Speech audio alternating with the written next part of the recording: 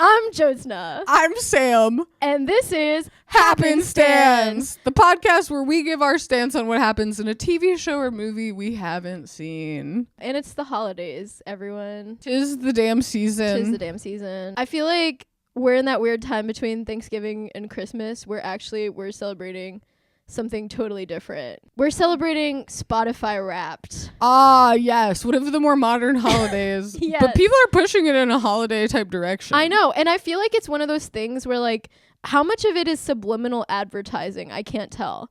Because I feel like every post that I see that's pushed to me on Instagram is like some kind of Spotify Wrapped like play on it. It's just overt advertising. But and like, we all want to join in on it. Like, we're talking about Spotify Wrapped right now on our podcast. I know, but I saw one from like Dunkin' Donuts. Yeah, because the meme person at Dunkin' Donuts was right. like, it's Spotify Wrapped. Yeah, it's a slippery slope once we start adopting holidays from corporations. Yeah. You know? Well, how did you feel about your personal Spotify Wrapped? I kind of don't care about it this year. I think it's Lana Del Rey #1. Been true since preschool. Puberty. But close. Those happened to me at the same time. So yeah, it's been a minute. I don't think there's anything else notable. I think I seemed a little cooler on mine this year than I normally do. Oh, nice. But I think it was in sort of like an emo like way. Meh. Okay. Yeah. I didn't feel impressed by it, but I've never been that impressed by it because I famously hate clicking through something that takes too long on my phone. And so I've never really connected to Spotify Wrapped like that. Yeah. You know what I realized this year? Huh. Because I was looking at everyone else's listenership numbers, and I just listen to music on my phone like way less than most people do. How many minutes are we talking? I think like maybe 2,000 total. Oh my god. And everyone else is like at like 50,000. I'm 22K. Yeah. And I'm like always 22K. But that's like normal, I think, because I listen to the radio in the car. That the cars where I'm clocking my hours. Exactly. But some people are just Spotifying all the time. Yeah. Because it's like vibes curation. Right. Yeah. And I'm not. The Spotify Wrapped is meant to be sort of a symbol of your vibes for the year. Like, it's almost like a collective birthday, but at Christmas or But something. also everyone's like weirdly embarrassed and proud and like has all these feelings about it. That's and it's like part of the holiday. It's like Valentine's. Like, people are having unique emotions where you can have like a bad Spotify Wrapped year. Yeah. Or an awesome Spotify Wrapped year. And some days you feel like a normie, and some years you feel like the coolest fucking hipster of all time. And that's true on New Year's. That's true on the 4th of July. That's true on Christmas. Like, you can win the holiday, or you can lose the holiday. About Spotify Wrapped. I'm low-key a Grinch about Spotify Wrapped. But I was surprised this year because like usually I'm like all dad rock, and this year I was like 50-50 dad rock and like girl pop. But also I think it's good pop. I think it was inflated. You know what I mean? Sure. Like in the conspiracy corners of the Wrapped holiday event, they're like the AI just picks what it's like likely was your most played now. What? Like it's like it's not even necessarily reflective of your real data. Or what if the people behind Sabrina Carpenter paid Spotify an undisclosed sum to put her on everyone's Spotify Wrapped? Well, you know what I think is interesting about that? Because people are really mad about this. And mad I'm about like, what? Like about their Spotify Wrapped being like inaccurate or whatever. Well, see, this is how I'm a Grinch about Spotify Wrapped. Is it's crazy to try to hold a corporation accountable for like a funsy phone feature. They're being like, the 2021 Spotify Wrapped created by real human beings was everything to me. And the one in 2024 is basically a violation of my human rights. But it's like, it's a corporation. It doesn't care about your human rights or anything. I think it's extra crazy that people are mad that it got worse at collecting your data. And that just shows you the Panopticon is real and did that. They did that with the thing of like, you're not going to have any privacy and you're going to like it. Yeah. And you're going to be like, this time an AI looked through my data instead of real people. And like making a meme about that to feed back into the data collecting machine. Yeah. And we're doing that with this podcast. Yeah. Ah! Well. Home Alone kid face. Ah! This is the season for freaking Home Alone kid face. I've been looking like that every second. I learned a fact. You're also dressed like him in that movie whenever he's left home alone and he's like trying on aftershave or whatever. He's also he's wearing like a big fluffy bathrobe. That's my dream night. I love taking a shower where I'm feeling cool and listening to music and putting on a little face stuff that's extra. Earlier today, you said that you wished you were a 60-year-old man, but I also think there's a part of you that's like an 8-year-old boy who's been left at home alone.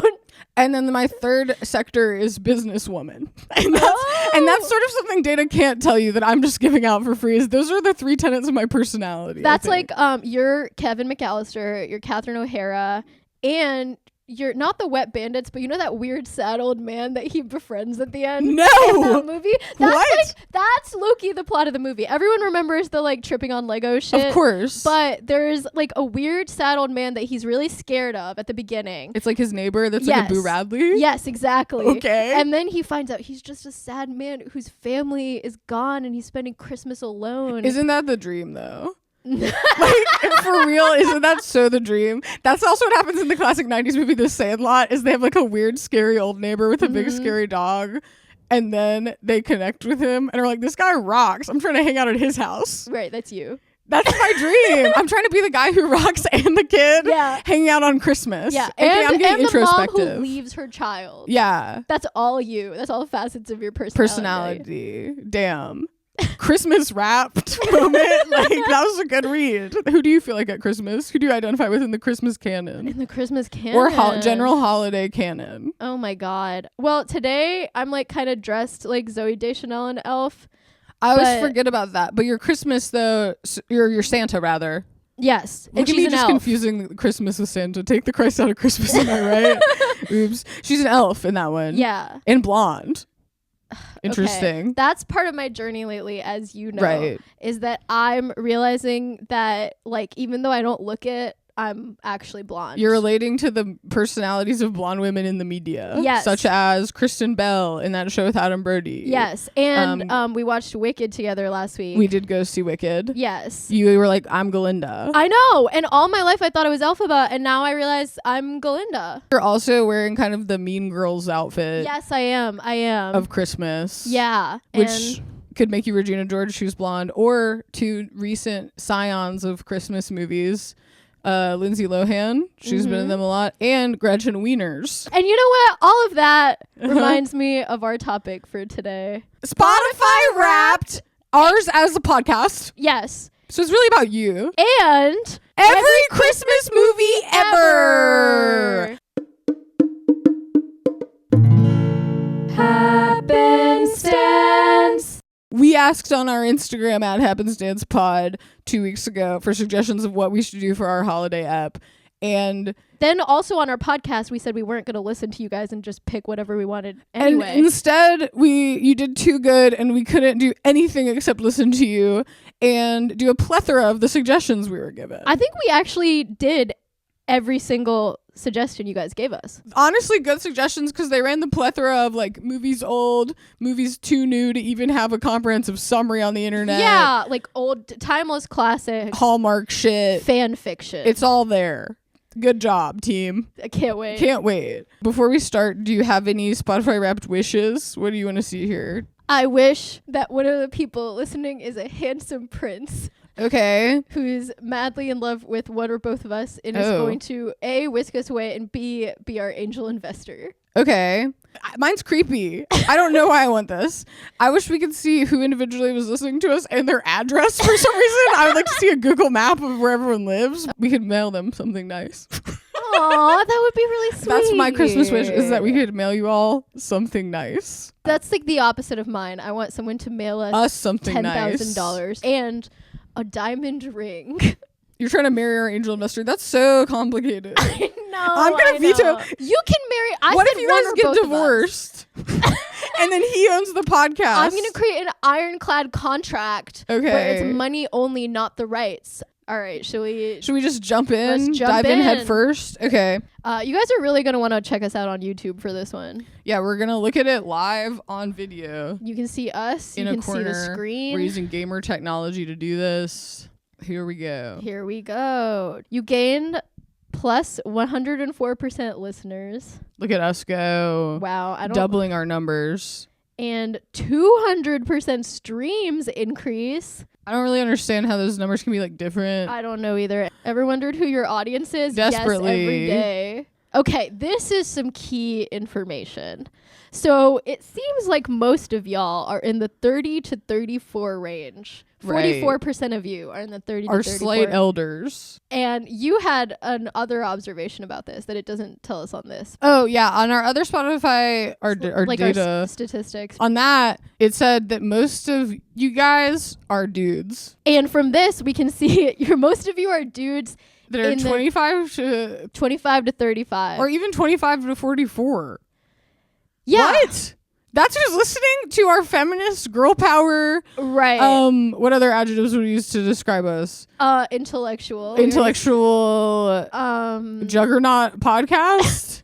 I'm upset by this because I see myself as a role model, you know? Okay, yeah. And I want to be shaping the minds of the like 18 to 24 young year olds. cool girls who are going to be our next generation of non-binaries. senators and non-binary people who are going to be our next generation of like senators and marine biologists and like what's another job? Good jobs that are helpful for others, you know? Yeah. Molecular biologists. Okay, good. But my point being is they are mostly men. that's who we're shaping the I don't think 35-year-old we're shaping minds them, though. of men. That's the thing. I think, and look, guys, we really appreciate listeners. This age range could date us. Is it because we're your crush?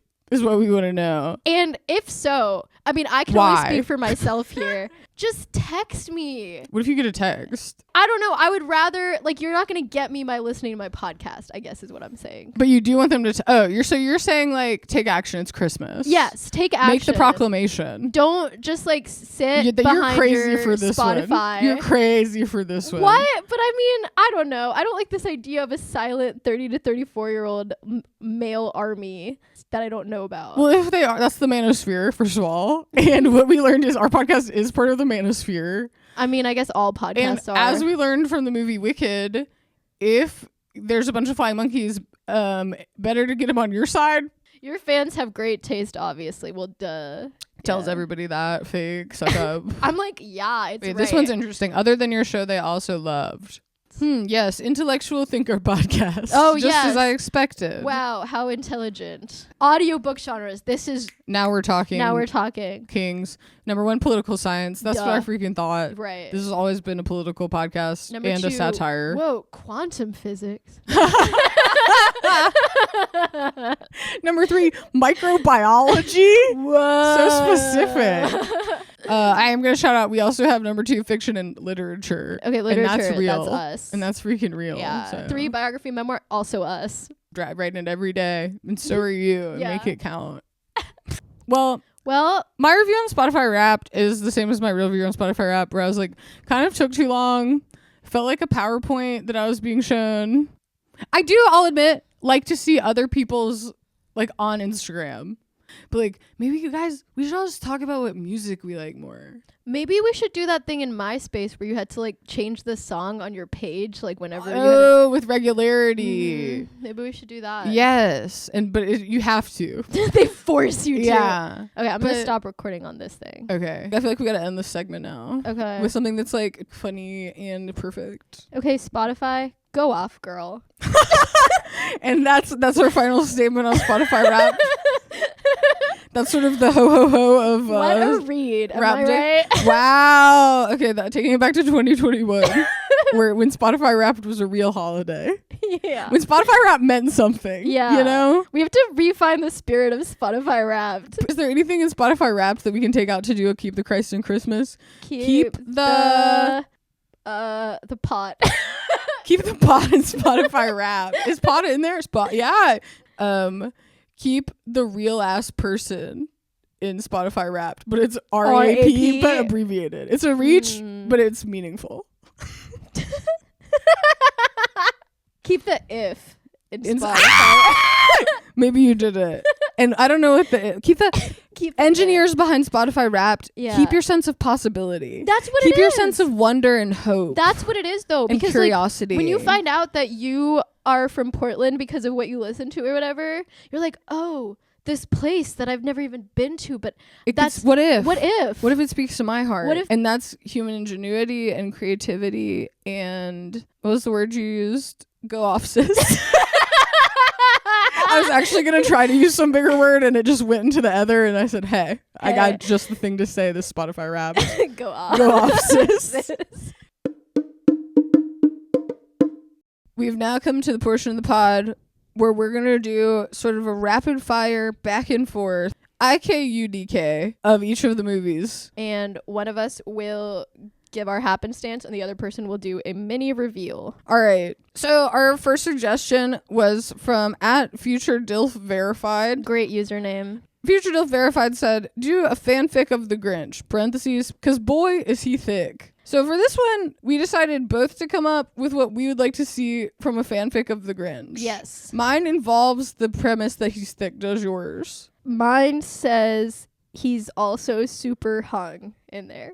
Yes. You know what? Take it away. That was such a good lead. I think you should just jump in. Okay. So mine is like, it's the Grinch, but instead of Christmas, it's Valentine's Day. And he now has a heart of a functional size, but he still experiences like the bitterness towards Valentine's Day that like single people do. Okay. Like he's being a Grinch about. Is this the Christmas immediately after, or Valentine's is this Day? the Valentine's immediately after the Christmas from the movie where his heart gets a normal size and now Yes. he has to deal with those repercussions? Exactly. That's like, good fan fiction. I don't even think like Valentine's Day was on his radar before, but now he's experiencing all the like, oh, fuck this, I don't even care, blah blah blah. And then it says he's also super hung, but doesn't know how to use it. It's 40-year-old virgin vibes. Okay, this is so fun. Because he's been up there. He doesn't have He's any been love. in the mountain. Yeah, he doesn't have a love Well, interest. he famously had that connection with Martha May Who. They fell off. Yeah. Yeah. They fell off. So it's like kind of all of those like fun tropey like, you know, like 40-year-old virgin hitch, like all those things. But because it's fanfic, he also like jerks off for the first time and we have to like see that and really experience it with him. Why is he doing it only as an adult for the first time? Is it because he has trauma like Christian Grey? I think randomly his heart growing also made him horny for the first time in his life. How beautiful. I know, isn't it? It's a romantic horniness like Taylor Swift, not like Pornhub.com. Yeah, maybe he cries But it's after a he little jerks of off. I don't both. know. Oh. But we have to deal It's with a it. psychological drama. It's a fan fiction. It's 10,000 words, and we have Okay. to see him jerk off at least once. Okay. So, and then he meets, and I couldn't think of any other Dr. Seuss character, so I apologize in advance. He meets Horton the elephant. Lorax. You're not thinking about you think about Horton the damn elephant. Well, Horton Hears a Who before you think about the Lorax. Because Horton also interacts with like the Who's of Whoville. Well, they're on his little flower. Exactly. Is he gonna like shrink down? Yeah, sure. It's giving a 3. Yeah. Horton arrives in town. He's shrunk down somehow. Maybe they're also being like, Horton, you gotta get laid. And then it's with the Grinch. This is crazy. This is like a real fan fiction. Okay. So Horton and the Grinch, and I wrote, they get it on in graphic detail, period. It's not bestiality. It's a slash fic. Yes. It's not. Why isn't it bestiality? Because it's just not. Horton is a elephant. I know, but I wrote it's not And bestiality. what the fuck is the Grinch? You know? He's not. No one's ever resolved He that. very well could be an animal. I think he's the same as the Lorax, actually. I think they're the same species. Okay, well then it's So not. I think if they hooked up, it's fine, but I think you're a pervert for making him hook up with Horton. What? Yeah. What the fuck is your fan fiction? Let's hear that. Wait, how's yours end, though? That was just the end. They just have sex. Oh. They get laid on Valentine's. My fan fiction is like the type, you know, when it's a fan fiction, so it has like Draco Malfoy, but he meets like Nicki Minaj, like a real celebrity. Oh, love those. Mine's like that. So buckle up. Okay. Oh my god, Draco Malfoy could never meet Nicki Minaj. That would go so terribly. I think they can't be in the same room. I think they can't be in the same room either. And I'll say it, Nicki Minaj, so Slytherin. Oh yeah. If Nicki Minaj went to Hogwarts School of Witchcraft and Wizardry, we wouldn't even know Draco Malfoy's freaking name. No. She would be the baddest bitch of the Slytherin house. Yeah, she would bully everyone so hard. Everyone. Yeah. Harry Potter, it would never even exist. Okay. Slay. Next fanfic alert. What am I gonna do after this? Oh, what am I gonna do when I'm home alone at Christmas? Okay, Nicki Minaj and her dump truck ass in the Slytherin common room. Mine is kind of literally that vibe. Okay, Wait, so my anaconda don't? That's like the Slytherin logo. that's her speaking parcel tongue. Because she has an anaconda. Back to mine is a celebrity. So the Grinch, he goes through the whole thing at Christmas to where he becomes sort of like a who-lebrity. Naturally, the next step, because he has the dump truck ass, he gets asked to model for Skims. Oh. Because Kim Kardashian loves to take someone kind of like unexpected that you already know and love and be like, we're gonna do an Instagram campaign, bitch. Wait a damn second. I feel like the Grinch is low-key Pete Davidson. He kind of has that vibe too. I'll continue. So he models for Skims. At the Skims campaign shoot, he and Kim Kardashian connect romantically. Okay. He is a good dad because he's had this relationship with Cindy Lou Who. Yeah. And I would argue that the Grinch sort of has Kanye West's natural body type, which I believe Kim is into. Kind of like sort of like low center of gravity, belly chested, wide in the hips. yeah. Like, and Kanye's like fighting it with all his muster. Yeah. But I think Kim liked it probably. And I think like I see Pete Davidson in the face, kind of like the big expressive features. He's tall, long arms, Methy. got attitude. Yeah. Yeah. But she loves him. Yeah. So basically a natural fit for Kim K, a natural fit for a Skims model, and a natural fit to date Kim K the Grinch. We start with that premise. Personality wise, but I could see it being a fish out of water situation for him. Well, no. Hate to break it to you, but Okay, no, that's not what happens. He gets along great in Calabasas. Listen, yes. Kim and the Grinch get married, and it's like normal. I really want to emphasize this is just normal stuff. Okay. They get married, and we are so happy for her. He and Northwest really connect, and we get to know this kind of through like TikTok videos and Instagram posts from Kim. And then they release a single, and they make the hit of the summer, and that's where mine ends.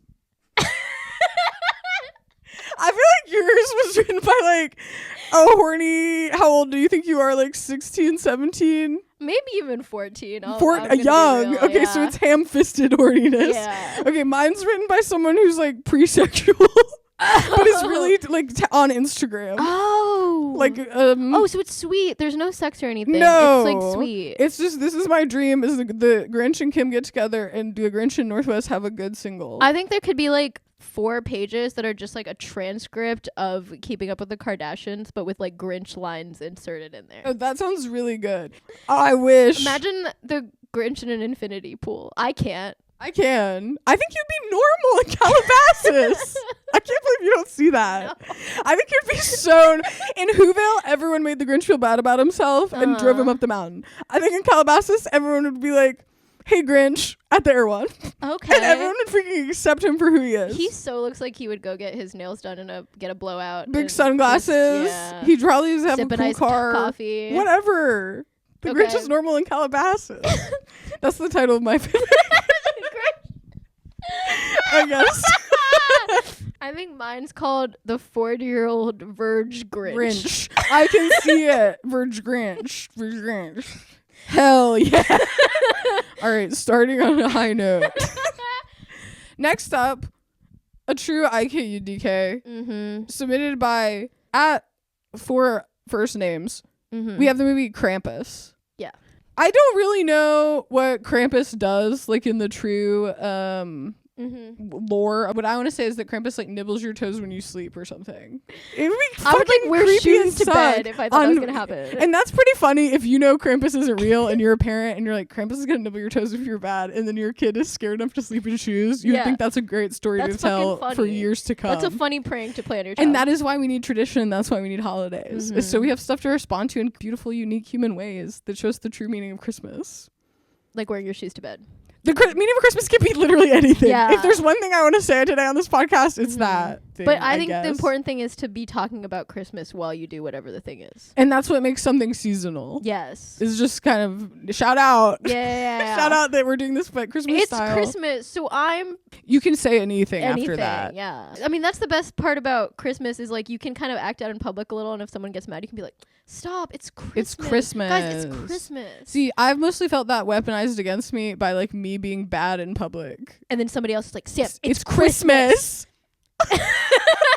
I think you can be bad and turn it against them and be like, guys, don't get mad at me. It's Christmas. You're right. It's a loop. Yeah. Everyone can say that back to each other. Yeah. Ad infinitum. True. It's a like perpetual motion machine with it's Christmas. It's Christmas. No one says that in Krampus. Krampus. Here's what happens in Krampus. Okay. I want Krampus to be the same as Pen 15, where it's adults playing like 13-year-old kids. Oh. So I want it to be adult Adam Scott and whoever could play the equivalent of like Adam Scott's twin. and Jason Bateman. Jason Bateman. All right, so Adam Scott and Jason Bateman are twin 13-year-old boys. Mm-hmm. Okay. Maybe they have a sister too, who's same thing, and then they have real parents. Okay. And so they all are having like a Christmas in, and the kids are being so bad. Everyone back and forth is like getting on each other's nerves. They're bringing up old rivalries. They're being like, you always act like this. Like, it's such a loaded Christmas. And the grandma is like, boys, if you, the grandma who's from the Netherlands is like, you're kind of getting some stuff right if now. you keep acting like this, Krampus is gonna freaking come. Is that what you want? Yeah. And the boys who are adult men are like, no, not Krampus. I'm picturing, this is Step Brothers. So basically that, it's Step Brothers.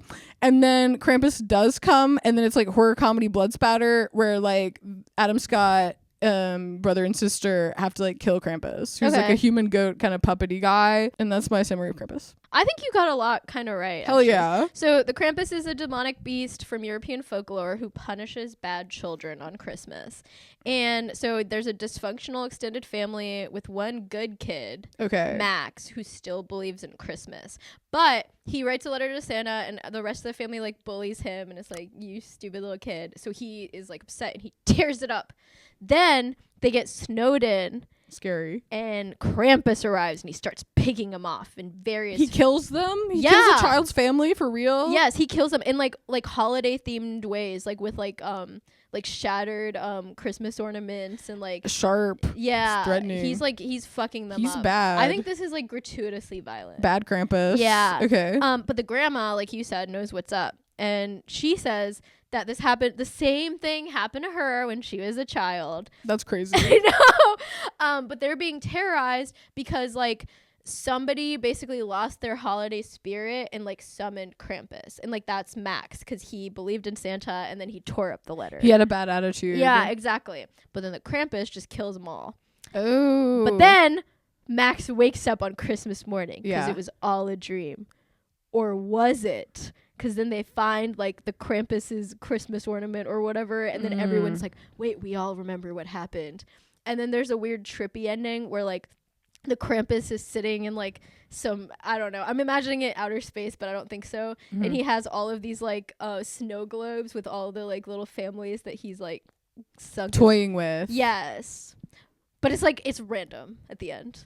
Classic horror comedy flop ending. Yeah. That does though sound like a lot of the other movies on this list, which you don't expect to be the same premise, but is ultimately the premise of families come together for the holidays, they get on each other's nerves and work through things and still love each other. But also potentially get murdered. Well, that's like what makes it horror comedy, but I feel like it's the same. It is the same. It's an allegory for like, you all grow and learn from getting together at Christmas. Yeah. As a family and working through it together. Right. But it was all a dream.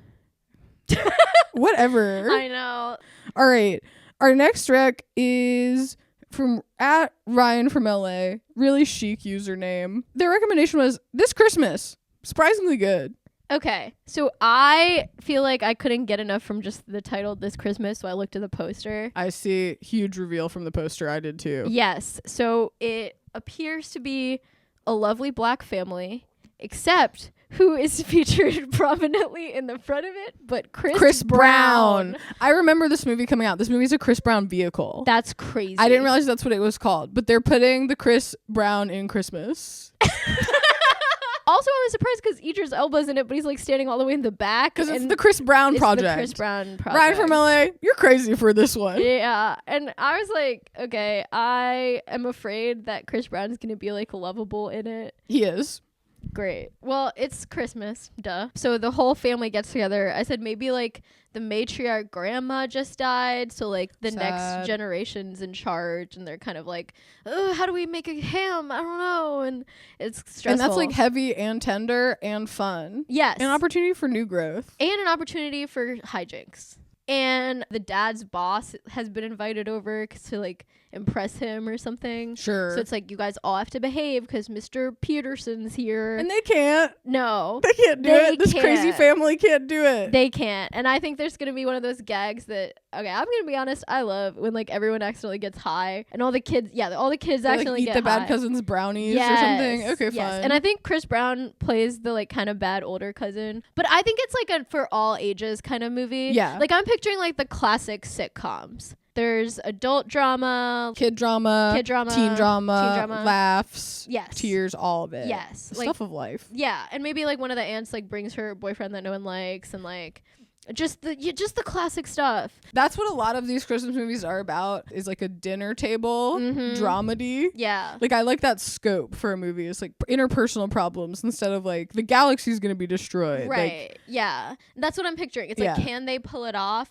And yeah, like the boss is there. Maybe he gets high too by accident. There's like, just enough stakes because it's Christmas. It's all on the line. Because sometimes, guys, it's Christmas in a movie can mean you need to behave and like have the spirit. But another theme is someone's gonna ruin the event. And there's high stakes. And you're like, guys, this is Christmas. Yes. This is not a joke. And I think there's going to be a moment where they all like hate each other and are mad. But then they're like, remember grandma? Remember when she grandma loved was us alive? at Christmas. Yeah. She would like play the piano and we'd all like sing these songs. And it was so sweet. And you cry because you're like, I would love that grandma to be in this movie. Yeah. But she's died. not 'cause she's dead. That's so sad. And then they all come together. And learn the true meaning of Christmas. Yes. Which is family. Way to sum it up. Way to sum it up. Great. So that's my happenstance. Okay, well, kicking off, your biggest, like, incorrect is that Chris Brown's actually the baby of the family to the point where he's literally named Baby. Whoa. Mm-hmm. So, Idris Elba's his oldest brother. Oh. And he comes home for Christmas after having not come home for Christmas for several years because these people are crazy. Oh, he's the normal one and everyone Well, it's more complicated than that. Okay. So it turns out, like weirdly many Christmas movies, this is a dense interrelational comedy drama that involves family, our government structures, crime, forgiveness. The list goes on. Okay. To a point where honestly giving us an succinct summary, you have to just say, and that's what Christmas is all about. So this movie's about America. It's about everything. Okay. I guess. I didn't see it. Here's what Wikipedia taught me. So Idris Elba is a musician and he cannot stand to go home to his crazy family, but he does this year because his dad actually died last year. And now it's like his mom's first Christmas. It's their first Christmas without the dad. Oh, but so that was kind of what I said in a way. Yes, but just everyone's older. Yeah. And he goes home. His mom has a new boyfriend that he doesn't like. He has a sister, Regina King, who's also like a real actor, not visible on the poster compared to Chris Brown. Damn. But basically, he also has another brother who comes home who's a Marine. Okay. So all these people come home. They're like having weird vibes with the mom's new boyfriend. They're fighting with each other. They're like, we hate this Christmas dinner. Let's give up on it. They all end up at the same club. Whoa. Guess what's happening at the club? Chris Brown is singing. So basically, they all show up to the club. They realize he's a great singer. Their family has drama with music because the dad was not very present for the family because he was a musician. I love in movies like this when music is like the enemy, like Footloose style. Yeah, it's like Footloose, except another major plot point of the film that happens at the club is the Marine, his wife gets hit on by some other guy at the club, and then the Marine pulls a gun on that guy, and then everyone has to flee the club. And then like 3 days later, the cops come to their house to get the Marine, and it's revealed that not only did he fire a gun at the club, he's actually AWOL. He's wanted by the Marine Corps for deserting. And then they all meet up on Christmas, and Chris Brown sings This Christmas. Okay. This is too much for one movie. It's a lot. It's way too much, a theme I'm detecting. And then at the end, they solve it all, it seems, by just saying, guys, it's Christmas. So act right. Okay, so it was an act right version of it. I think Christmas. It's like, guys, it's Christmas. Also forgive each other. It's be happy, forgive each other. Yeah.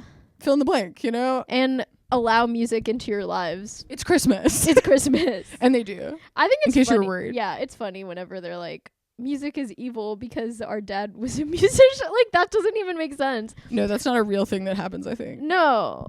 Unless, hey, guys, if your dad was a musician, who your relationship suffered because of that, And now you hate all music. email us at Happenstance happenstance with Joe and Sam at gmail.com. So yeah, that's this Christmas surprisingly good.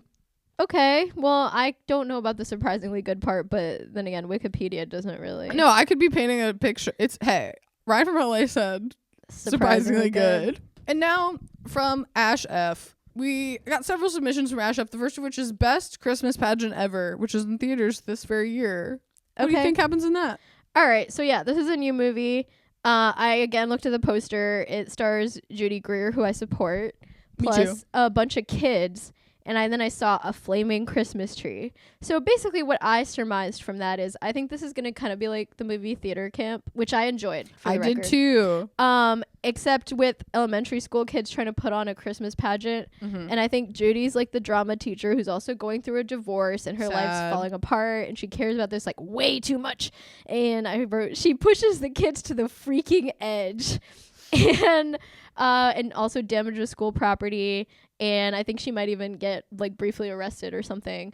And so the principal's like, we gotta cancel the pageant. But then the whole town and the kids come together and they do the pageant anyway, and it's heartwarming.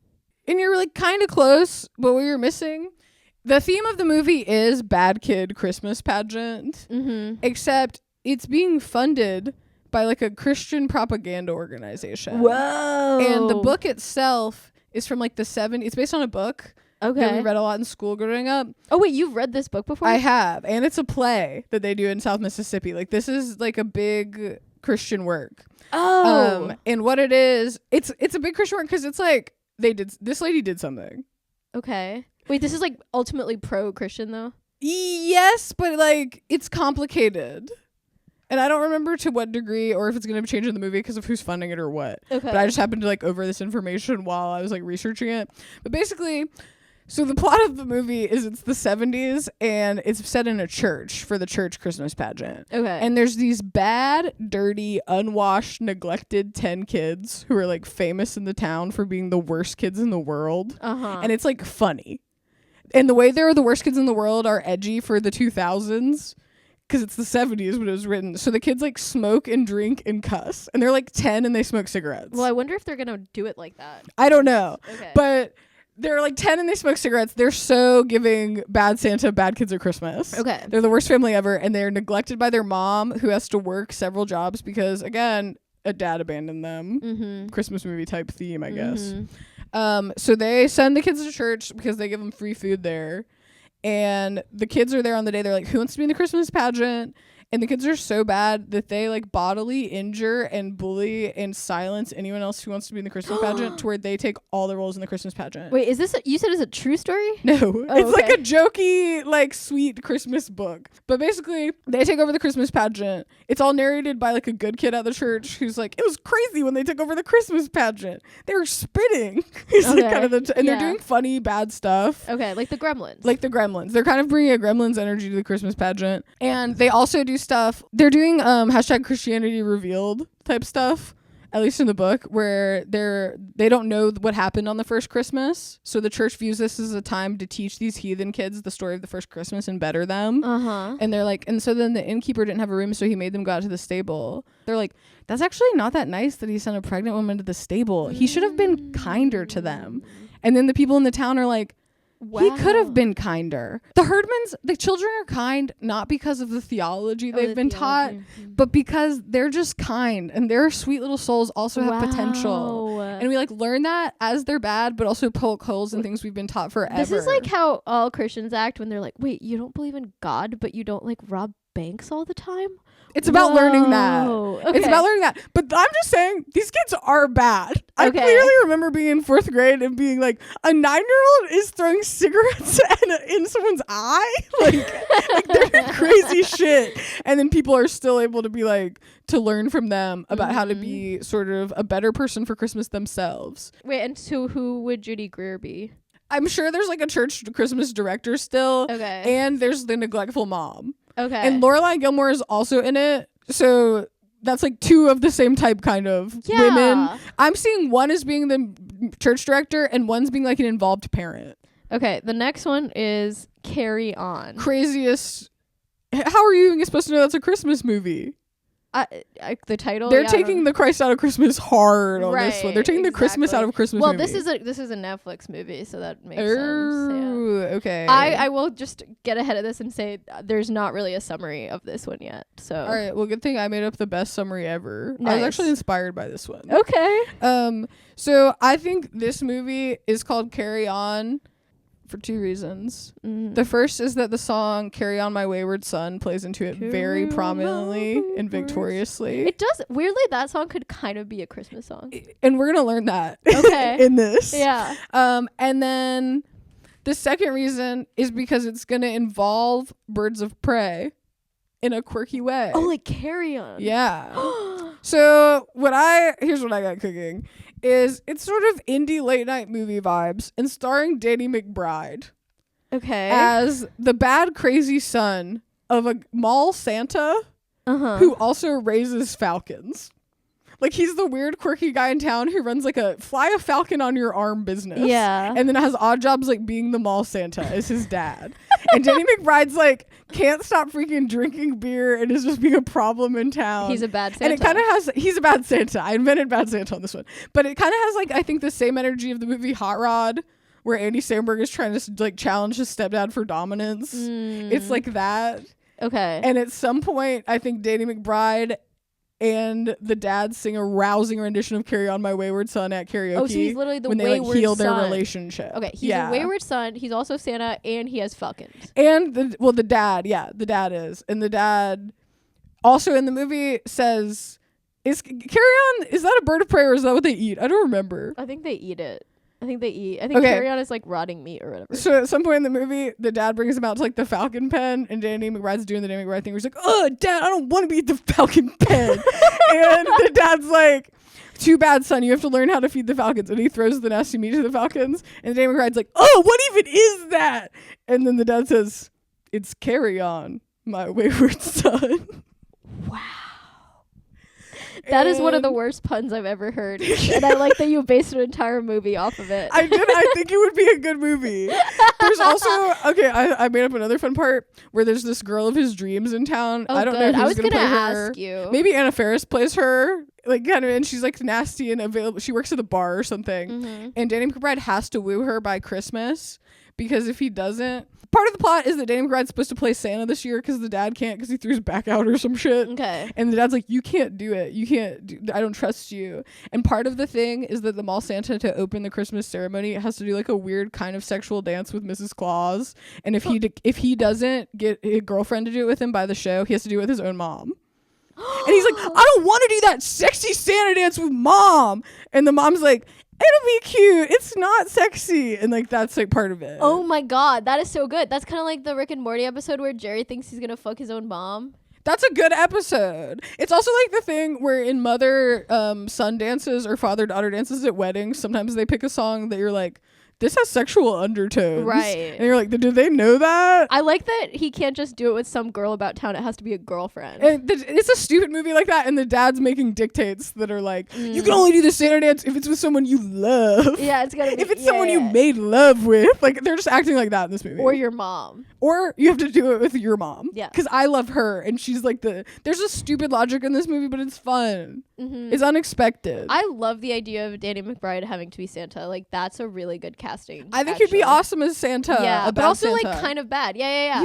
And that's what makes him fun. Also, I like the Falcons being in it because they're like so random, and I think there could be a lot of like animated bird comedy. And then maybe Anna Faris, like, I don't know if she should like extra hate falcons or like be like a natural bird She might be whisperer. a bird whisperer, and maybe the dad likes her, and then the dad can kind of hit on her too and be better at it than Danny McBride, and maybe they can have a teaching moment. Okay, I love this. Or Danny McBride could have like a cool lesbian sister who comes into town that everyone likes even though she's lesbian, and in their small town you'd expect that to face more discrimination. But instead everyone's like, we love her. Well, maybe she's like a really butch lesbian and the dad wants her to be Santa. Something like that. Yeah. And the dad but she doesn't really want it, but she also has sexual chemistry with Anna Faris. There's some jokes there. Yeah. There's some good shit there. She can fall in love too with like a B character. You know.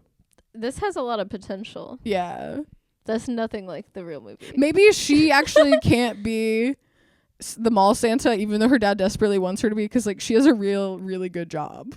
Yeah. She used to be on call at the hospital, Dad. Like, she's a surgeon or something. Like, she's just a success. She kind of wants it just to piss her brother off, but like She doesn't have time for it, actually. Yeah, she's like the CFO of a Fortune 500 company, and like Yes. it's bad for her reputation to be a mere Santa. But she can pretend she wants it because she's like, Danny McBride, you just don't want me to have it because you're a disgusting anti-feminist pig. And be like, no, I'm not. I just hate you, sister. And we'll explore that dynamic. Yeah. Yeah. But I think in a fun way, ultimately. Yeah. This is a feel-good movie.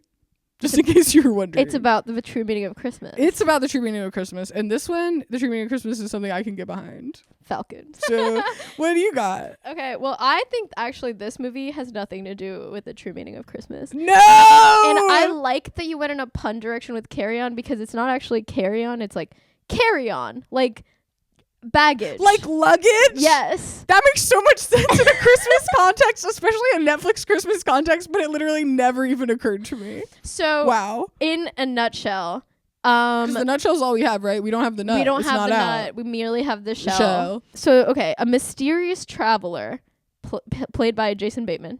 Stop. He's not a mysterious traveler. Know. That's why I threw that in there, because it's so He's funny. like someone we all know and get. I know. There's nothing. He's never been. You know what I think it is? What? I think he's trying to be Trap. Oh. He's trying to prove that he can trap. Do something else? Yes. He can be like, I don't even know how to describe what a Josh creepy guy. Hartnett did in Trap. Yeah. Grinchian Grinchian guy. Josh Hartnett distinctly reminded me of the Grinch throughout the movie Trap, and I just don't see that for Jason Bateman. Well, he was on like what, Ozarks or whatever. Yeah. I think he's trying to prove his range. He's trying to But flex. on Ozarks, he was still just being a serious. He's doing Arrested Development. Okay, Ozarks is just kind of Arrested Development, except really serious. Yeah. So he's still playing like a white dad guy who's like stressed out. But now he's a mysterious traveler. What? Okay. Yeah. I literally can only imagine him wearing like a button down and khakis. Like, what does he wear to mysteriously travel? A cloak. That's what I'm like. Okay. Look, someone who can exist in the Harry Potter universe, Nicki Minaj. Someone who cannot, Jason Bateman.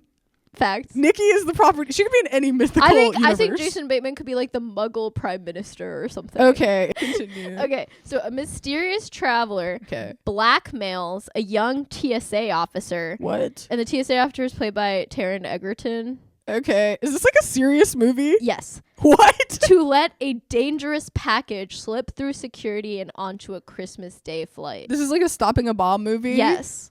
They're not casting someone in the role of like terrorist. Well, no, Jason Bateman I think is. So I think what it is But he's is not like on the plane? I think he is. I don't know. It's hard to tell from This this. is like a phone call movie where like he's on the phone to Taron Egerton or something. I don't know if this is true, because all I have to go on is like yes, and like I found like a Reddit thread about it, like people being like, what the fuck is this movie, and like people kind of giving their happenstance on what But that's all we have is the other happenstance. Because I think there's a trailer, but basically it seems like Jason Bateman, this is like while he's going through security, is like basically blackmails this guy, like threatens him or whatever, the TSA agent, and it's like, you have to let this package on even though it's a bomb.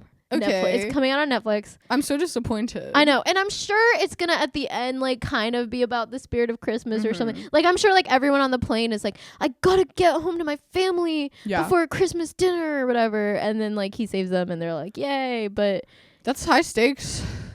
That's tough. That's tough to have to deal with during one of the busiest travel weekends of the year. Man. This is the conversation they had in the studio when they were conceptualizing this movie. They're like, big travel day Christmas. That would be messed up. That's tough.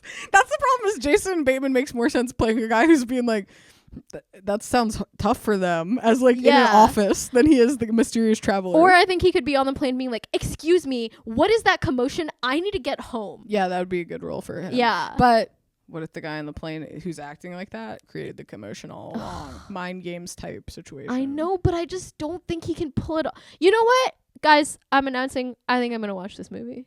That's crazy. I think I want to know, like, about this mysterious traveler. Like, that is such a compelling phrase. It, like, brings to mind, like, Gandalf. You know what I mean? Yeah. Like, I can't. But he can't go to the airport. He wouldn't fucking have to. No, but if he did, everyone would act weird about him. Yeah. He couldn't blend. He couldn't get through TSA. No, I think he everyone would be like, okay, Gandalf. He can be like, you must let my staff through the metal detector. No, and be like, no, Gandalf. Gandalf. He would have full-size like toiletry products in his bag to wash his beard and hair, and they would be like, you can't have this, and he would be like, why not? And they would be like, you are not allowed to fly on any airline, sir. They'd be like, sir, you must remove your cloak before passing through the full body scanner. and he would be like, no, because he's I'm nude naked under there. here. Yeah. And I can't even imagine what kind of shoes that guy wears. He would get cavity searched. Ew, no one wants to see all that. But he would. It's just the reality of the situation. Of the situation. You know who would be good at flying? Frodo. Oh, Frodo. And the other, what are they called? The little guys. hobbits. They're compact. They're pro They travelers. keep one little knapsack. You know I they bet their have shoes slide off. They have TSA pre. They have TSA pre-check. Gandalf does not have TSA pre-check. Old crazy ass. He's on a no-fly list. He's holding up the line. He's paying with cash and coins at the airport. He probably has like $50,000 worth of rubies in his on his person, and that's all. He doesn't have a fucking passport. And I feel like, honestly, if you have $50,000 worth of rubies, probably there's an obscure TSA rule that you have to have like paperwork with that. Yeah. Yeah. So Get your paperwork together before you hit the airport, Gandalf.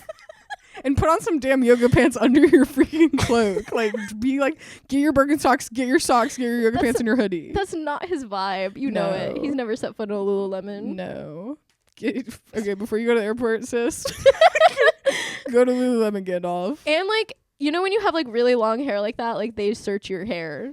Ew, really? Yeah, because they can't like see through it. Like, yeah. Especially if you like put it in a bun, they think there's like you're hiding something because in it's there. made out of the same material as teeth. Of course you can't see through it. Right. Hair's crazy. Yeah. Wow. Okay, so are you happenstancing that Jason Bateman's gonna hide the bomb in his hair in this movie? Because that would be unexpected. Gandalf would also be so high. At the airport? Yeah. Yeah. He's always high. He just seems like that, you know. But what he I also mean? like he rips a Perma-baked. bong basically in those movies. He does? Well, because they have like something called, I don't remember what it's called, but the hobbits have like a weed. He would have to vape in the airport bathroom before you go through TSA and then immediately after as well. Right. It'd be like a stressful moment. Yeah. Oh, Gandalf. Good thing he doesn't have to fly. Guys, don't Am I get in the right? same TSA line as Gandalf No. because Or he like will fucking hold you up. that type of person. Yeah. I'm gonna say just tip in general. Yeah. Before you pick a TSA line, I hate when I'm with people and they don't do this. Yeah. To travel, you have to do a quick psych moment, have a quick Sherlock moment to yourself. Yeah. Where you're like an observant type guy. Right. Look at everyone in the lines and make an informed decision. Right. If there's like a woman who's juggling like 3 roller suitcases and like talking on the phone And wearing actively, crazy shoes and a belt. Yeah. No. Don't get behind her. Anybody who's going one bag style. Yeah. Anyone with slide on shoes. Anyone who's like behaving right. Mm-hmm. And that's the true meaning of Christmas. I think that's the meaning of Christmas in this movie is at the airport, be considerate to others. Yeah. And get in line behind the hobbits. Because you don't know, what else everyone's going through. No. Like Gandalf, we don't know what he's going through. Gandalf. He probably gets there late too. He probably cuts to the front of the line. Where's he even going? I feel like everyone who's his age is dead. Like, who's he spending the holidays with? Ugh, that's so sad. Yeah. That's you. And you have to befriend the 8-year-old boy. When you're home 'cause you don't alone. know- Yeah. But the 8-year-old boy is also me. Yeah, I'm on like a weird sort of a holiday spirit quest within myself. That's what the holidays are about for me. Guys, email us at What are they supposed to email us about that? if you have ideas on how Sam can get her holiday spirit back. Cool. I hope I get some responses on that one. All right. What else we got? Okay. A big one. The fucking cross on my back. Red one. Yeah. Which was recommended to us by both at Annoying Tweak Official and at Forest Philpott. Okay. Well, we didn't really want to talk about this one. We did we? didn't. I feel like it's just... Honestly, when I first saw the trailer, I was like, whoa, crazy. And then I was like, too crazy. Yeah. This can't deliver. And it seems like it's bad based on like the reviews. Okay. But the Google reviews, people are loving it. Google reviews are crazy. I just learned about those today while we were researching for this, and you told me about them. People are writing like whole novels on there about how they felt. And for this movie, they're all like, this perfectly captures the holiday spirit while also providing action and thrills and amazing one-liners. Hell yes. I'm going to say it. Google reviews more captivating than Letterboxd. I was much more captivated by the reviews there. Well, because they're stupider. Everyone's writing them as dumber. They're more earnest. Yeah, they're pure. They're pure. I like that. It's not from film people. Some of that pure Christmas spirit. It's not in the liberal bubble. No. I don't even know. It's in so many bubbles are represented there. I was like, also in a Google review, you start and it says the line you just said. Like, it's chock full of one-liners and action. And I loved it. And then by paragraph 3, they're like, whenever the id works against the super ego, it creates disjunction in the soul. And then like paragraph 9 is like, that's why men like Elon Musk are saving our country. And you're like, what does this person believe? And paragraph 15 is like, my sweet little children love this movie, even like, though they're there were raising sex kids. scenes. This person's raising kids. Yeah. It really, I like Google reviews because I think it shows you more about the dynamicness and freak show status of human existence. Well, this is Kamala's campaign needed to be shit. diving into the Google reviews to see what people really think. Yes. They didn't want to. No. They didn't want to know. They didn't want to know. You have to be brave to look at the Google reviews. You have to be ready for some realness. Yeah. All right. Yeah. Red one happenstance. Chris Evans. Mm-hmm. Bunch of white guys and a biracial tween girl. Cool. Talking animal like me. This is my bullet points I'm just reading. Okay. Talking animal like raccoon from Chris Pratt movie that is Marvel. Mm-hmm. I could not remember the name of this movie to save my life, and I wanted to call it Flight of the Conchords. Guardians of the Galaxy. It's not that far off. I saved me learning what this is for this moment of the podcast because I wanted to know how close I was with Flight of the Conchords. Close. It's pretty close. Same difference. But anyway, an animal that's having that sort of vibe. Okay. And then I think there's a buff Santa in it, but he might be CGI'd and not played by a real person. I saw this trailer, but it went in one ear and out the other. Okay. Did you mention The Rock in any of this? No! He's there? He's the main guy. I'm struggling to recall. Okay, that's crazy. He in the trailer was like maybe just a blur to me or something. I didn't process him being in this at all. But I think that Red One is what they call Santa's sleigh. Mm-hmm. But Santa's sleigh, this movie reveals to us, is actually a plane such as Air Force One that they use to transport the president, and it takes a whole team to run this thing. Mm-hmm. And Rudolph is in it, and he has an ego. And he's the animal. He's a dick. That's like jokes. He's a Rudolph diva. has an ego. Yeah. And who would play Rudolph? Voice wise? Yeah, sure. Simply Bradley Cooper. Oh yeah, the guy who plays the raccoon from Flight of the Conchords. Duh. Whatever. Maybe The Rock in mine, since he apparently is in it. Maybe he plays Rudolph. Actually, that's pretty awesome. good. That would be good. But so that's sort of the tone. It's silly. It's about the crew of the sleigh, but it's like a plane. I got that far, and I think that could be real. Then, okay, so basically, I think Santa's on the plane at Christmas. It's taking a lot of work to get him up on the plane, and then what happens is basically the episode of Succession where the dad dies. Santa dies on the plane? Yeah. And it's just handled exactly like that and shot like that. And Chris Evans is Kendall. And the biracial tween girl who's always in a Christmas movie with a bunch of white guys for some reason is Shiv. And Rudolph is Tom Wambsgans.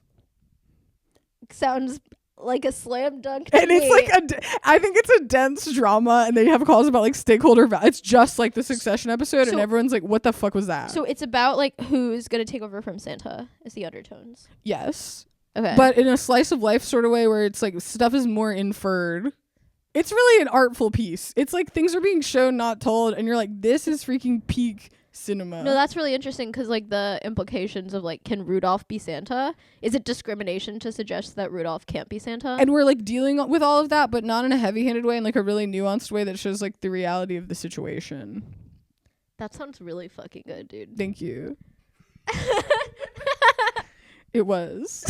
What you got? Well, the actual Red One. Santa is played by J.K. Simmons, being buff. Awesome. Yeah. And dare I say, hot? Hot. He is kidnapped by a black ops team. Fuck.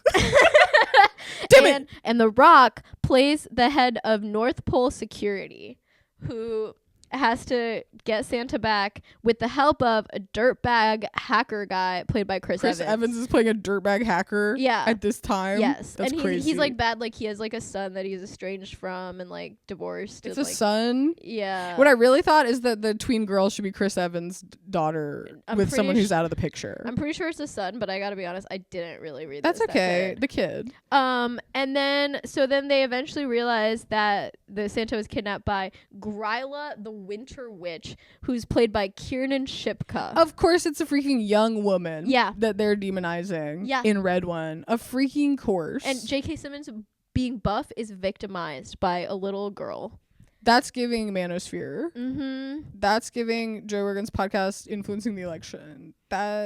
Wow. Yeah. And fun little tie-in, the Krampus is in this.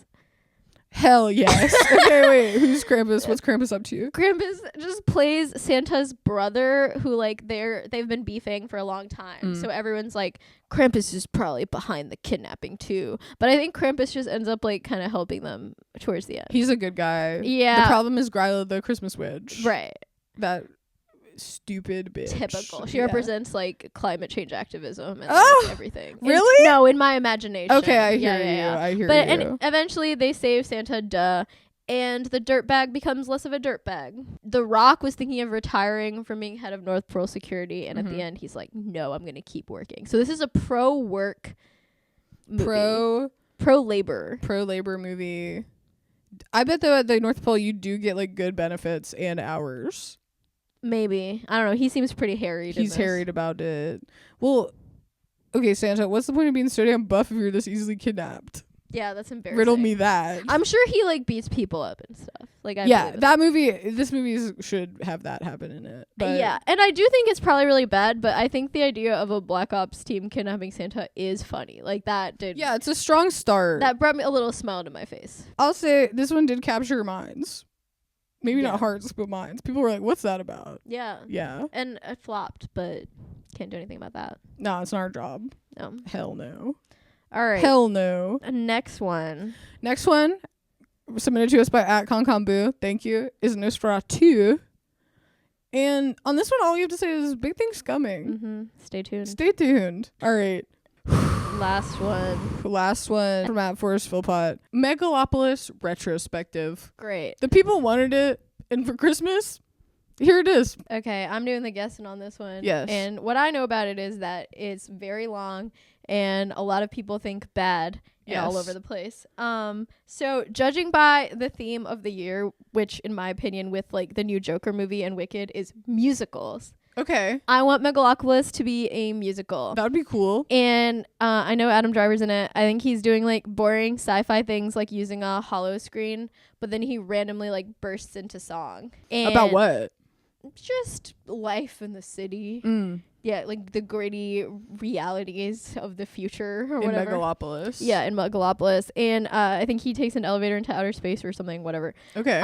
And it's in a city, I know that. So I want there to be like random parts that Wait, like, when does he take an elevator into outer space? That's just my pitch. At the end, or like he got to the city through the elevator to outer space? I think Or that's just part of it. I think it's part of like one of the songs, and then it like bafflingly doesn't explain that, and it doesn't come back. That's just the situation. Yeah. Okay, yeah, keep going. I understand now. So I think it's like random. So since it's in a city, I want there to be like a random part where you like follow a rat down into like the futuristic subway. That sounds good.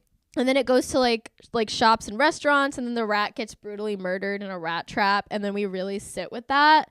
And then there's like a boring board meeting scene or something. And then I think it should be that a businessman finds the rat trap, but it's in a weird place. It wouldn't be in a real office, like in the middle of the table. And then we zoom out and see the business meeting. Like I think it should have transitions like that. Okay, wait, yeah, I like that. And then I want there to be a scene where Adam Driver gets out of the shower and fully hangs dong. Okay. And I know Aubrey Plaza's in this, so she's like waiting in bed, and then she spits in his face for some reason. Mm-hmm. And then he, still naked, looks out at the city, and she says something absolutely horrible about him, like your mom killed yourself because of you or something.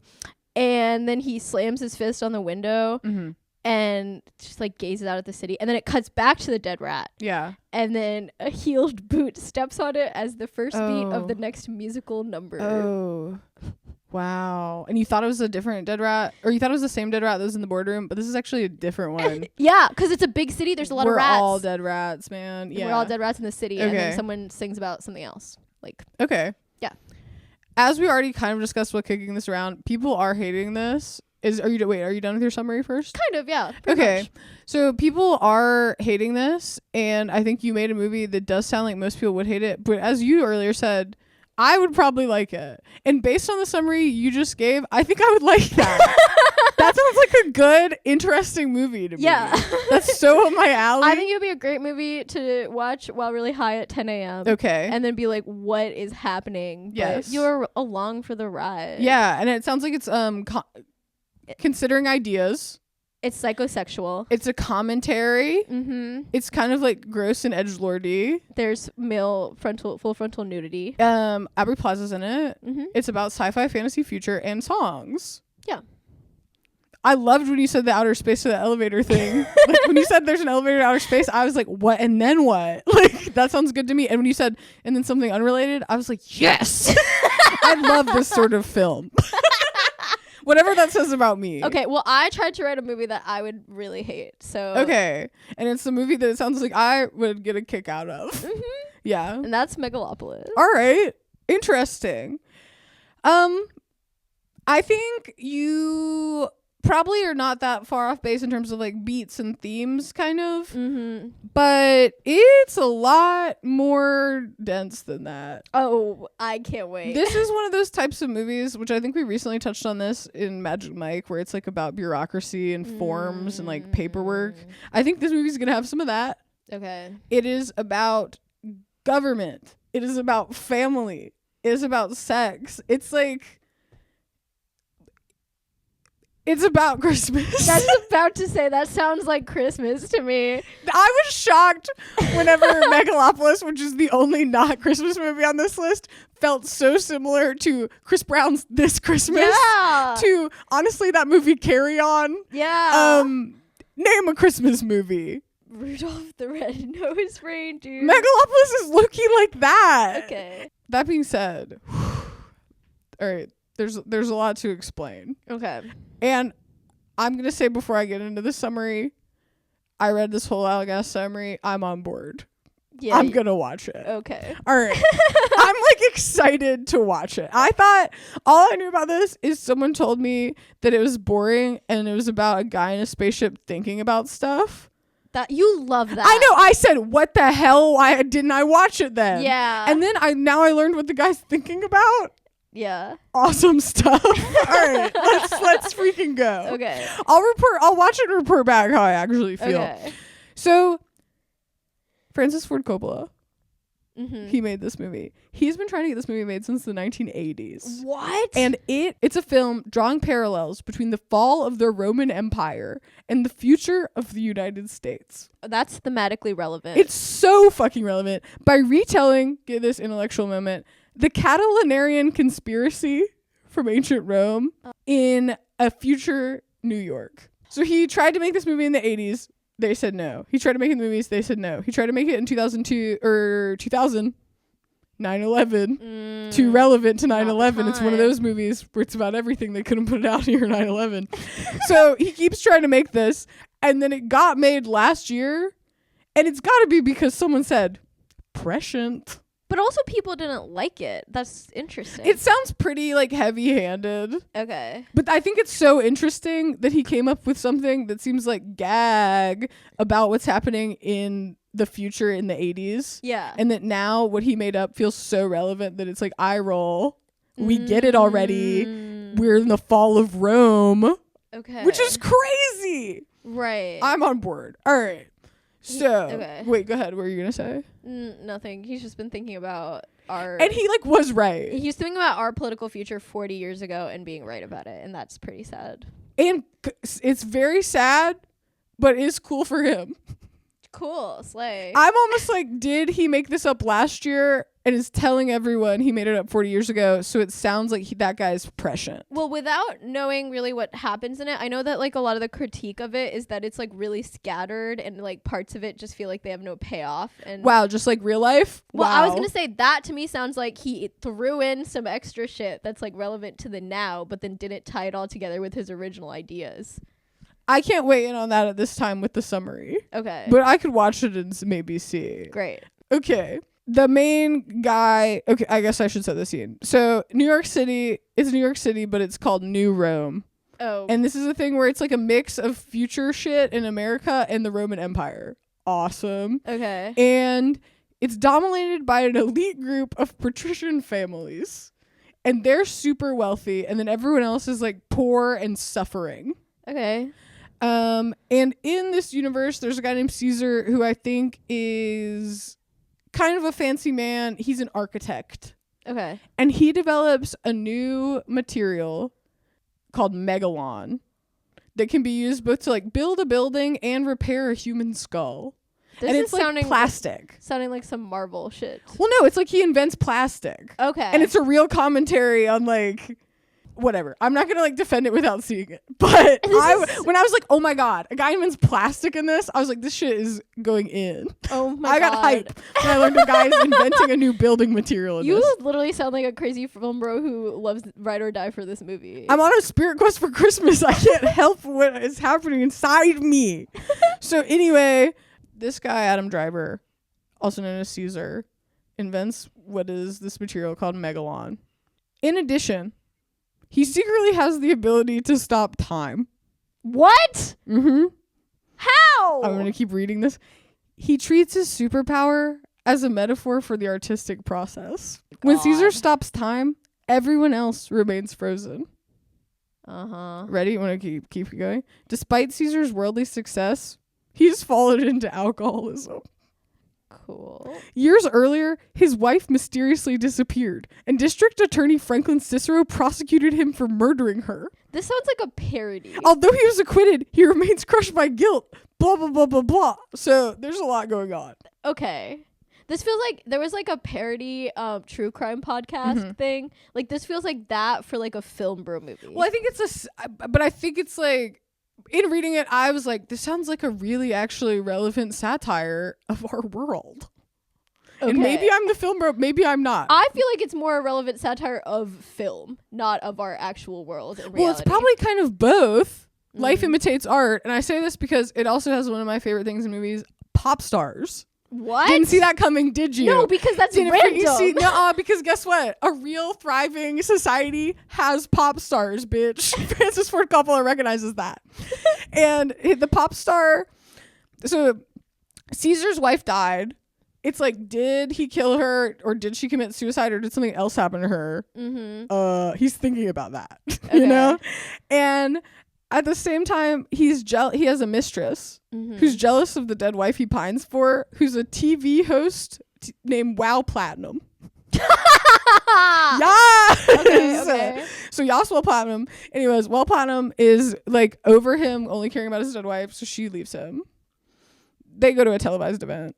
It's like Real Housewives too. That's what I was shocked by. So they go to a televised event, and Caesar gets to go up on a podium and give his vision for the city's future. And he proposes using Megalon to change the city from what it is now to Megalopolis, a utopian urbanist community. Okay.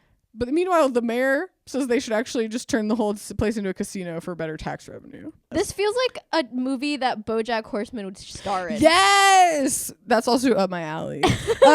So then Adam Driver meets the mayor's daughter who doesn't know what to do with her life and also can stop time too. What? Yeah. The stop time thing is so random. That's the craziest thing I've ever. Whenever it was like, he's an architect, he invents a material, he has an alcoholic, and he can stop time, and his girlfriend's a pop star. I was like, this is crazy. So all that's true, and stuff like boring happens. Like Caesar impresses Julia by explaining that the New Rome needs a grand artistic vision to free itself from political inertia and unlock its full potential. So he's like mansplaining society. Things go on, and Caesar finds out he can't stop time like he used to could. And Julia's like, baby, stop it for me. And then he can. And and they fuck. This sounds like your fantasy, your male fantasy. This is you as a man operating the world, living my dream. Yeah. Living the dream. Trying to make a utopia, having weird powers. He veers off of some stuff I would do next, but Okay. maybe not in a BoJack Horseman type way. Okay. So anyway, this is where he's fucking up. Is he's trying to have too many bitches. All of this is happening, and then the moral of the story is like, your head got too big. You're trying to have too many bitches, Caesar. That's you. Yeah, That's yeah, still and you. that's gonna be my downfall. But anyway, so Caesar loses his TV presenter, wow, plastic or whatever, because he's obsessed with his dead wife. And now he's fucking Julia the mayor's daughter, who can also stop time like him. But then, oopsie, he goes to another award show type event and fucks a teen pop star. Oops. Everyone's like, bro, that's a teen. It's then revealed she's not a teen. For weird political reasons, she's an adult pretending to be a teen. You would so do this. Shut up. And guess what her name is? Vesta Sweetwater. Okay. Did you write this movie? That's what I'm wondering, but like on accident while I was asleep or something. You stopped time and wrote this movie.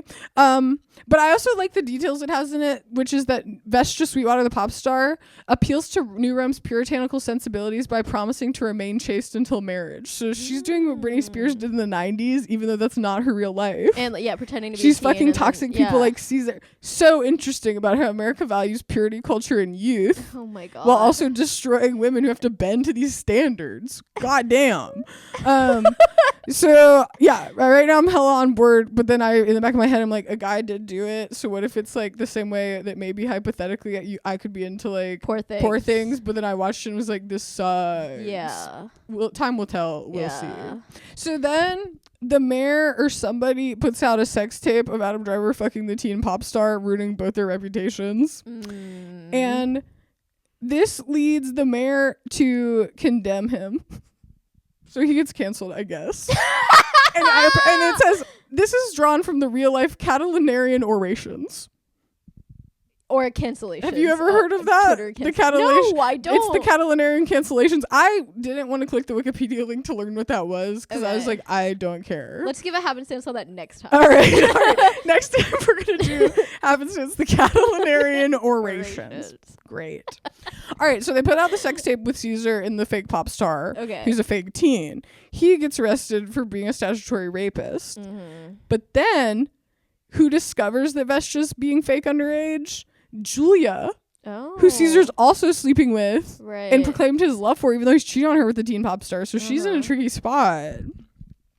Then someone tries to assassinate Caesar and his brain gets reformed with Megalon. That's how I learned it can also fix a brain as well as create an urbanist utopia. Cool. And then a Russian satellite crashes into New York on purpose and like destroys the infrastructure. People are more poor than ever. Caesar is just going to events and fucking. He's kind of doing we used to talk about this. Californication. He's Californicating, but in New Rome. He's doing Californication. But it's also like if LA and that also had a satellite crash into it. And like everything ever happening for real. Yeah. Yeah. But some guy's just doing Californication while being involved in that. Okay. Very BoJack Horseman. So then he gets assassination attempt. This is where it's getting so prescient. Assassination attempt on Caesar. He fixes it with Megalon. His material that he's been trying to sell to everyone should be the backbone of their new society. Right. Yeah. He becomes a super successful populist politician where he pretends to be on the working man's side to create a utopia. It's Donald Trump, bro. Okay. The whole time, bro. Okay. And so he runs as a fake populist politician. He ends up fully building Megalopolis out of his material. Donald Trump could never do that. The ending, man, this shit is so stupid. And I'm like, men should not be able to get away with this. This is where I'm back. I'm back in my reality, in my body, in my lived experience.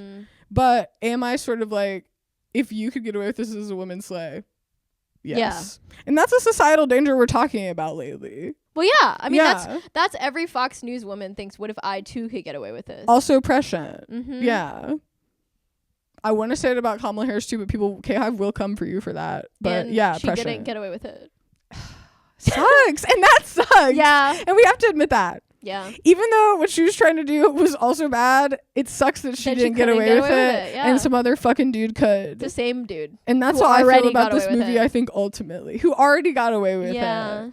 I want to say this about Donald Trump.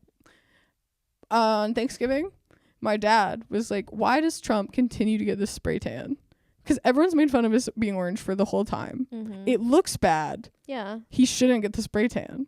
Me and my mom whipped our heads around. We were both instantly like, he needs the spray tan. He needs the spray tan. Imagine what he looks like. He looks like an uncooked under chicken. there. Yeah. Disgusting. Right. And he knows that. And my dad doesn't know about tricks like that. It's just like the paint he puts on every day to survive, like us women, you know? Right. We're all doing that. Donald Trump is a woman. Let's transvestigate Donald Trump. 2025. Keep Donald Trump out of my bathroom. Donald Trump transvestigation. Yeah. Who'd have? This movie doesn't have that either. Random.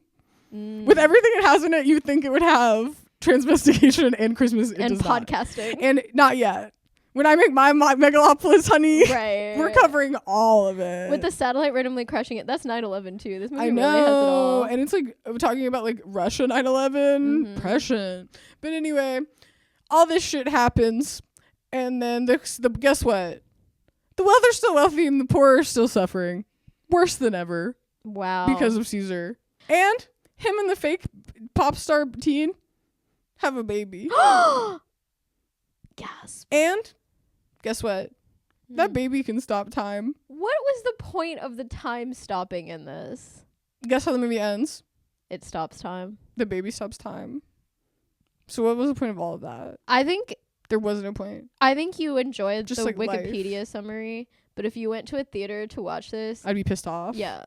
I'm curious to see. You'd come back and like punch through the wall. I know. When I was reading this, I was like, this sounds like it should be like a 1,000-page book. That's still kind of like stupid and like film bro-y, but I would like it. Infinite Jest. I love Infinite Jest. So I think that would make sense.